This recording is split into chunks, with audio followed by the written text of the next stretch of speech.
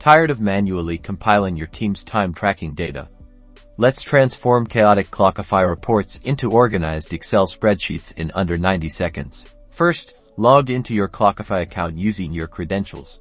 Once you're in, navigate to the Reports section. On the left-hand sidebar, it's usually indicated by a graph or chart icon.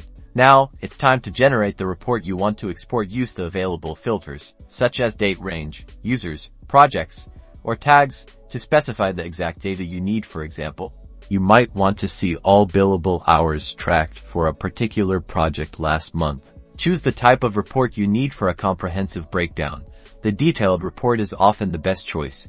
Once the report is generated and looks exactly how you want it, locate the Export button. It's typically found at the top right corner of the report. Click on the Export button and select Excel from the drop-down menu of available formats. This will initiate the download of your report in XLSX format. Locate the downloaded file on your computer and open it with Microsoft Excel or any other compatible spreadsheet program. You'll now see your Clockify data beautifully organized in rows and columns. From here, you can further analyze, customize, or create charts and pivot tables to gain even deeper insights into your team's time tracking. You can sort and filter the columns too.